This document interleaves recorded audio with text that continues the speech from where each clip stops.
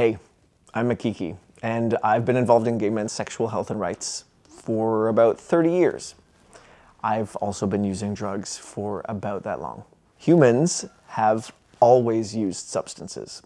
Coffee to wake us up, pain pills for a headache, a drink to relax or to celebrate. Whether you call it P&P, chemsex, or just partying, some of us use substances as a part of our sex lives.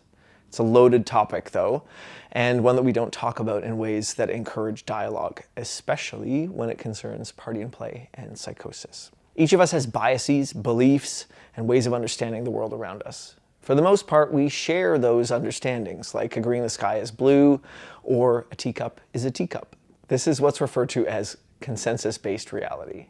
It helps us function together as a society. But when we haven't been eating or sleeping, especially if we've been using stimulant drugs like crystal meth, it can mess with our sense of reality. We might start hearing or seeing things that others don't, or feeling like we're being watched or followed. And that's what psychosis can feel like. It's really scary. And it can make you feel like you've lost your grip on reality, and no one tells you whether it's permanent or not. And for a lot of people, it starts actually from something real, like a fear or bad experience, and then it can get amplified in our minds.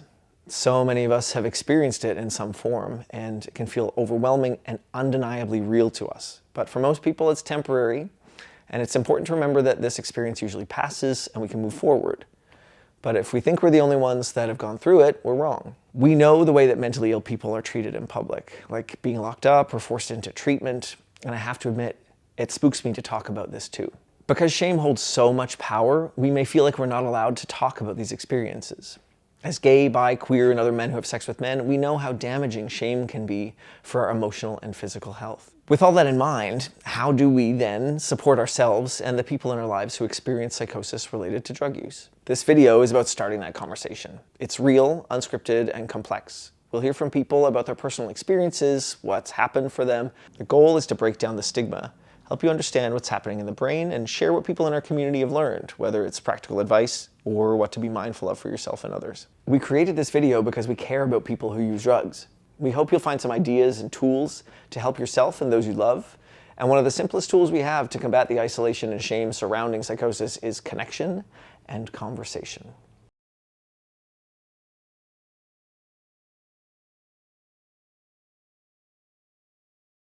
Hi, we are here with the Gay Men's Sexual Health Alliance, and we're talking about P&P and psychosis. So we're going to have a little discussion today with some folks from the community, talk about some of the issues, some of the ways we can support each other and ourselves, and some resources. Thanks for joining. Reality, as we understand it, is essentially consensus-based. Sanity is a thing that we just all agree. This is sane behavior. This is what we understand reality to be. And psychosis is just a deviation from that. And when we then think about adding substances into that, and specifically stimulants or substances that are going to be keeping us awake and not sleeping, not eating for sometimes a number of days, then we start filling in the narratives. And I think that's something that is actually really meaningful, and that if we can be a little gentle with ourselves and generous with others about that solves a bunch of things. Ben, I think we'd like to hear from you. My name's Ben. I guess a little background about my experience with psychosis and just drug use in general. And started off recreationally initially on weekends, was still going to work, was still managing pretty well, taking care of myself. And then I got injured at work, had a lot of time off, and things spiraled really quickly. 2 trips to rehab later, a lot of money spent on therapy, basically being very unwell for a long time, feeling isolated, disowned by my family, homeless at a couple different periods. And currently I'm not in that space. And I know that that's, especially with some of the drugs in the PNP scene, it's difficult when people kind of find themselves derailed. A lot of people don't make it back on their feet.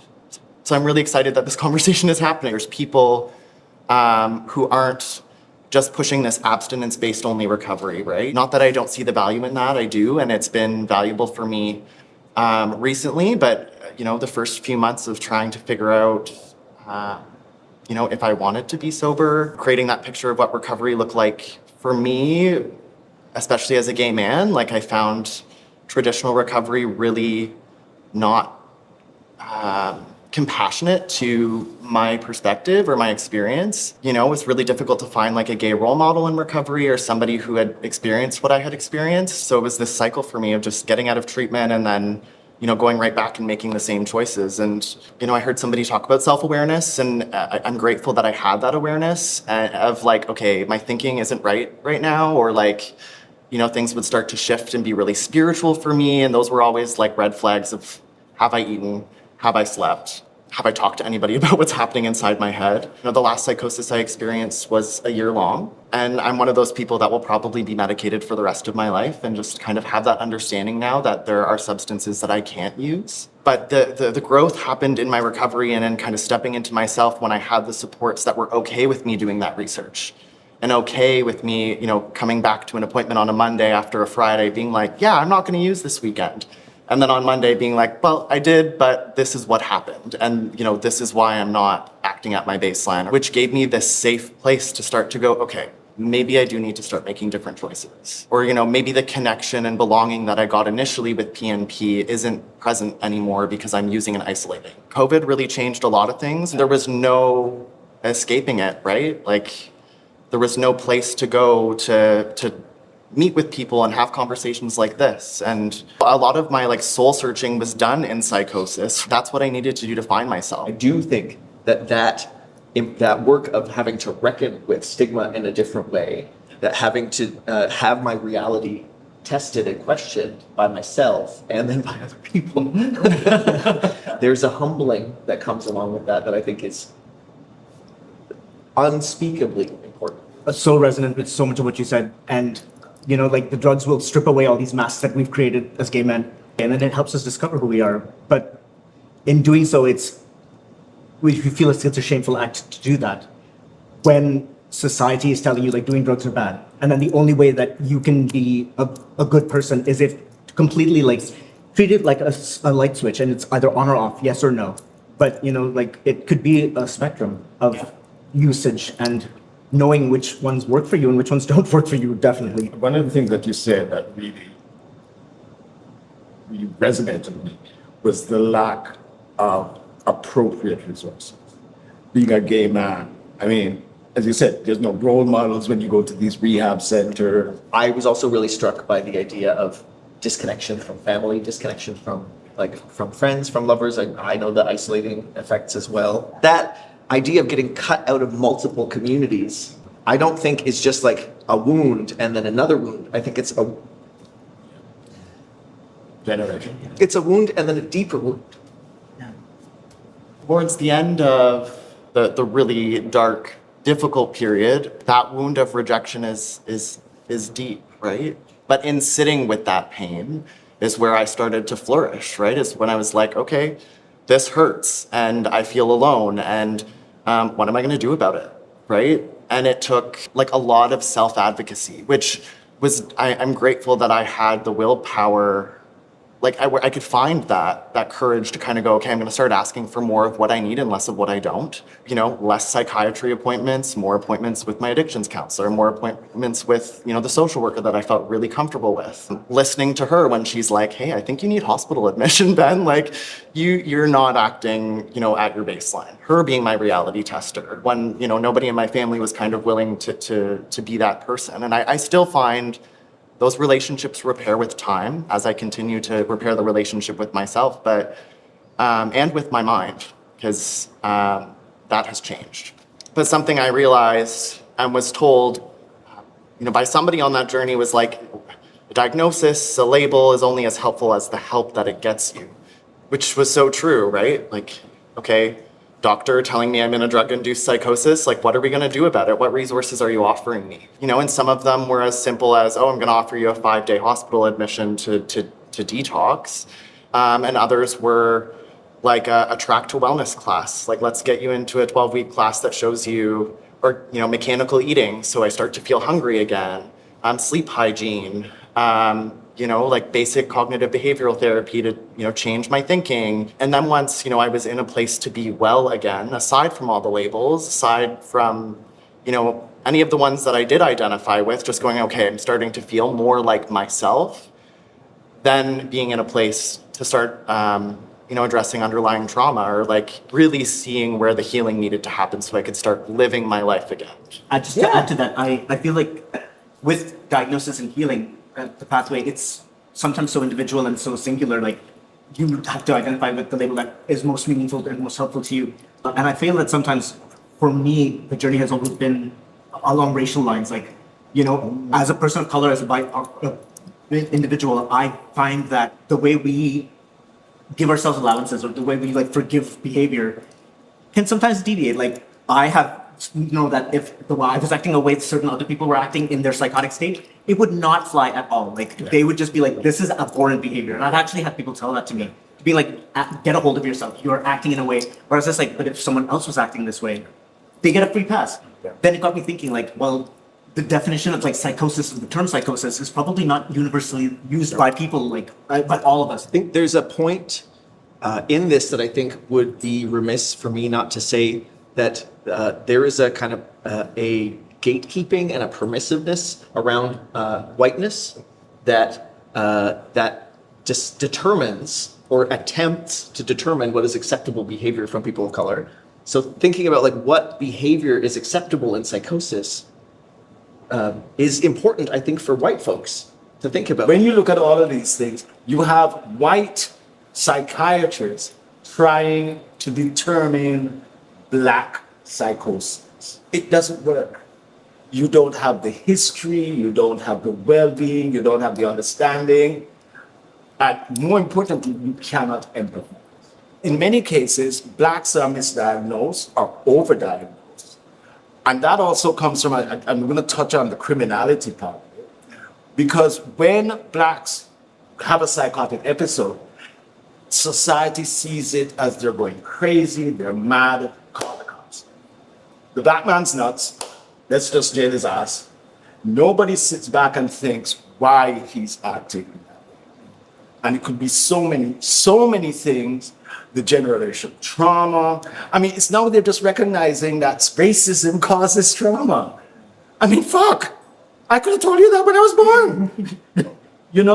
So it's just these challenges that people of color face. And I really don't see our society in trying to change. For so many of us, our interactions are with people of other races.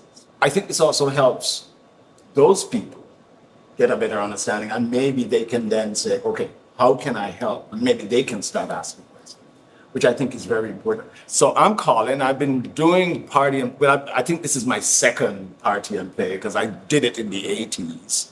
It was much different there, I think. I mean, there was a bit more community, people actually helped each other, more so than I think now. I joined it because of my partner, and I loved it.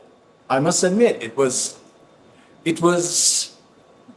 breathtaking, it was energetic, it was just amazing. Here I was being able to have sex with drugs, which enhanced that, which made me just feel, I don't know, just wonderful. That's the only way to put it. It was an experience like I'd never had. And now I'm back again, and I have been doing it again. I have a small group that we actually interact with. I don't do this social media thing. And I think one of the reasons for that is I got really fucking tired of seeing people saying no Blacks, no femmes, and this. I just wanted to reach out and punch them and say to yourself, you've never been a Black man? You have no idea what you're missing. I'm serious, trust me, okay? Especially a Black man with a cute tush. Now I've come to realize that, most of the Black guys who I know who do party and play don't talk about it. It's very secret. They don't want their friends to know. They don't know their friends are doing it too, but that's a different story. And I found that there was no voice. There was nobody talking about it for the African Caribbean and Black community and trying to change that stigmatizing attitude that we have. Don't get me wrong. It can be, there are challenges with it. There are problems with it. It is not perfect for everybody. It does get to a point where some people can't separate the sex and the drug. And I think we also have to understand that there are cultural differences towards what drugs we use to party and play. And I think once we start realizing that cultural difference, accepting that, but getting people to care and ask about their partners, and not just that they're a good fuck or they got a big dick, that they're human beings and, they do go through problems and psychosis, I think we make this fun enticing. The idea of what chemsex or party and play constitutes, it used to be pot and poppers. Used to be, in my experience, pot and poppers. And this is the thing, is like everybody has, depending on the community or like the community that they are a part of or the community that they're situated in, has such different realities. So like pot, poppers, alcohol, marijuana, Molly, MDMA, ketamine, mephedrone, psilocybin, acid, GHB, Spanish DBL, Spanish fly. Spanish fly. How many flies? These are our practices, and they come from our community over time.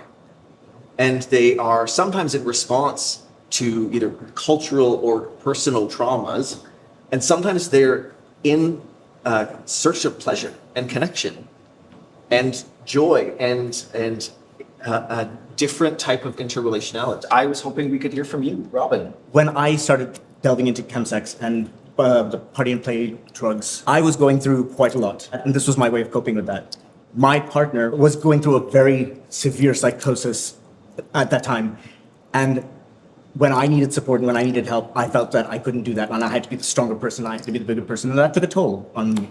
So, Robin, at a time where your loved one's telling you that you're not worthy or you're not enough, where do you go? What kind of resource do you go to make sure that you're seeing outside of that? It's a really tough space to be in. I think the strongest and the most important thing to learn is maybe not to have one person be solely your validation point. It's a good use of practice to sort of develop other sources of, not even validation, just a feedback. Just to say, like, if someone's saying this one thing, just to weigh in with other people and to say, like, is this true? Like, am I doing this? And then for people to be like, that person is not the sanest choice to get your feedback from, And then it's also something that to do a lot of personal inner work. There's so much literature out there on how to find oneself or how to, like, the questions one has to ask themselves to be like, this is who I am and this is the core values that I keep to myself. And then making sure like you never waver from that. If you're just stable with where you are, I think then you're immovable and no one can like sort of shift the ground underneath you. When our idea of reality is being tested, whether intentionally by another person or whether unintentionally by experiences of psychosis, having a trusted person that knows you and that you're able to be like, can you be the person that will always tell me if this is real? Like having a go-to person that can be your reality tester is like such a saving grace. Matt, I was wondering if you could introduce yourself. Sure. I'm Matthew. I'm also known as Tucker, as some of you know. But I'm a sex worker, and the reason why I want to be here today is because I have a friend who didn't survive his psychosis. And I, in the beginning stages, didn't know that he was using anything. He didn't tell me. After like a year or so, he started to see things. And so I thought, okay, I will try to get this human help. I will be there for him. I will do whatever I can because I love this human being. It bothers me that it took him accidentally drugging me to figure out that he was using. And then me confronting him about it because of the stigma, he disappeared. And I then no longer could help him, and I didn't have the resources to help him. And then what happened. And I'm very upset that we don't have the resources right now. And that's why I'm very happy that this exists, and I'm happy hearing from all of you. I'm now someone who is in the PNP scene, and I'm nervous for myself constantly, and I constantly face stigma because of it. And being a sex worker, I'm also facing other people's versions of PNP, and I'm around a lot of psychosis breaks, and now I know what it is, and so I'm more aware to be present for these people, but I still feel like I don't have the resources. So I'm very grateful for all of your firsthand knowledge. My friend Ahmed is here, and he had to join us a little bit late, but I'm so glad he's here. Hi, honey, how are you? So, we have been kind of in it. We've been going through it. I was wondering if you would mind introducing yourself to the group and maybe sharing a little bit of stuff. Thanks for coming. Hello everyone, my name is Ahmed, they pronouns. My best friend passed away last year due to chemsex, and after that I decided to learn more about how I can help my community and contribute more. Because my best friend faced a lot of barriers to find help and also the stigma. Like it is not her fault that she didn't have access to services that she should have gotten to help her, and if she got the help at that time she would be alive with me. And after that I decided to talk more about it in my community to tell them that you are not alone, you are not lonely, and tell my peers about how to educate people and tell them what happens with people who use drugs, because it is normal to use drugs, but the wrong is that not having access to the knowledge how to use it, safer practices, and support those people who use it. I'm really sorry about your friend, but thanks for sharing it. I think one of the things that we talked about a little bit earlier with Matt's friend's story as well is like how we, as a community, need to rely on each other more to help share resources, help connect people to services, but also use that as an opportunity to kind of assess what's around and what needs to be built. Honored to be here and listen to other stories and share my own experience, because this person, she was my sister, my friend, she was my entire support system, and he overdosed. And I don't know if I call it overdose or suicide, because she got to a point where she needs the help. I and her, we went to rehab, but she, as a trans woman, she was afraid of the stigma and not knowing if she really gonna get the help, and with the limitation of resources. So in my experience with my friend, she lost many of her friends and she got more depressed in her life, and the psychosis started. The feeling that she is lonely and that she's not belonging here, and to feel better about herself she used more drugs, but also she got to a point where she is not able to fight anymore and didn't find anyone to support her. Although I was there with her, I told her, I love you, you are my friend, and because I care about you, we need to go to rehab. And we went, they just didn't offer her safe space. Like, we don't have spaces for 2S LGBTQI who understand our identities and the drug we use and how to deal with that. And that's the most crucial thing, is to understand more about us and more identities. Like, they understand about heterosexual people, but there isn't any programs or initiatives specific for us to help us, because this is reality and drug use is not gonna stop, because some people need it, as you said, to continue their days, and it is okay. I resonate with that. I like the acknowledgement that we as a species take mind and mood altering substances. So to think that that's somehow going to stop because we're prohibiting it is frustrating. I actually think it's really important for us to bring in someone from out of the frame. Jordan, could you come here? We got room. Hi. Hi. Who are you? What are you doing here? That's a really good question. I'm Jordan Bongor from the Gay Men's Sexual Health Alliance of Ontario. I'm also a member of the PNP community. So, So I straddle both worlds, a lot of straddling going on. Yeah, so I'm really happy to be here today and really happy to have heard everybody's stories and been moved by all of them. I relate to so many of you. Like Matt, we were talking earlier about your loss, and I just wanted to make some space to talk about my friend Max, who was the friend I was talking to you about, who passed away at the beginning of the pandemic, and the legacy of his struggle with psychosis and what that meant for my own journey in trying to support folks. You know, I learned a lot because the first time out with Max, I didn't pay attention. You know, I knew that Max was starting to slide into a world that didn't exist to me, right? My perspective was not his perspective on the world. And he was talking about things that didn't make sense to me, but I was scared to bring it up. I was scared to say, I'm worried about you. I'm scared to say, what you're talking about doesn't resonate with my experience of the world. Like, let's unpack that. And so I didn't have the conversation. I didn't have the tough conversations or the real conversations that I wish I'd had. One of the things I get the privilege to do at GMSH is bring the community perspective to service providers.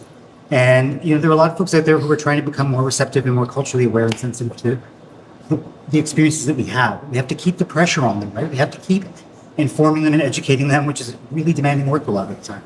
And once people have that aha moment and we realize where it all comes from, it's not us as individuals who are bad people, it's the society and culture we grew up in.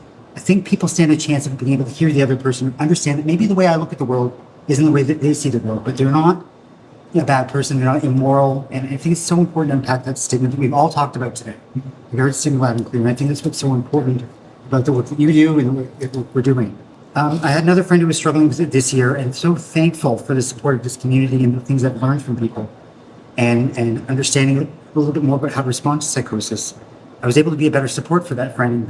You said something so powerful to me, which is about being that touch point, that trusted person in somebody's life, and reminding this person in my life that, like, you know what, you can trust. You may not trust everybody else. You may not trust your senses. You may not trust what you're seeing or believing or hearing, but trust me, I don't want to do you any harm, and you know that.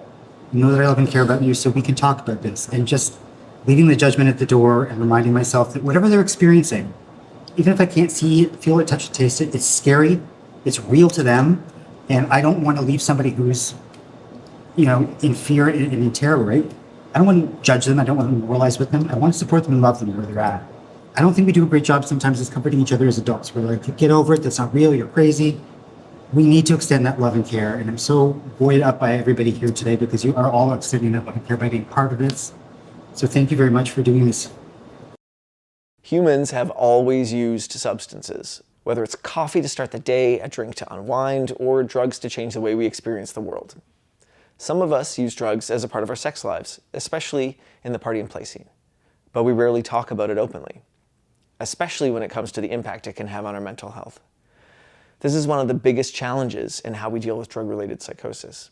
Thinking we need to stop people from using drugs because it makes them unwell doesn't actually stop people from using drugs.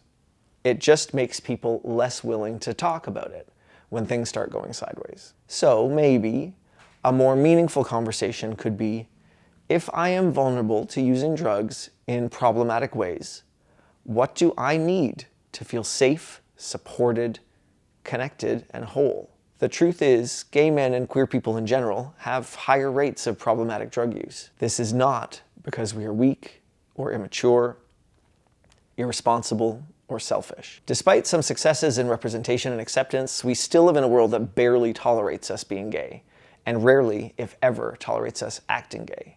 Our ways of finding intimate connection, pleasure, and joy through our bodies, or how we fuck, is almost always talked about in its relationship to risk. The stress of that and the stigma that comes along with it can lead us to using drugs as a way of coping. When we can't talk about that with our friends or our community, the loneliness we feel can make us lean further into the drug use. And that disconnect, not being able to talk about our struggles, is a heavy load to carry alone. And that's where things can start to get dangerous for our health. Here's a thought. Try and find a safe person to talk to about your drug use. Pick someone you already trust to have difficult conversations with, because there's still so much stigma around drugs in general and P&P in particular. I've actually found it really helpful to test the waters with people first. For example, you could use the "I have a friend" scenario about someone who's navigating drug use and stigma in their life, and see how open to the conversation they are before you decide to reveal any of your own story. Whether it's with a close friend or a regular hookup or an online chat buddy, talking openly about how often we're partying, how intense it gets, how long it lasts, and how we feel about it can make such a difference. This video is taking psychosis out of the closet to break the stigma surrounding it and remind each other that we're not alone. So take care of yourself and those you love, or just lust after. And remember, the simplest tool you have is connection and conversation.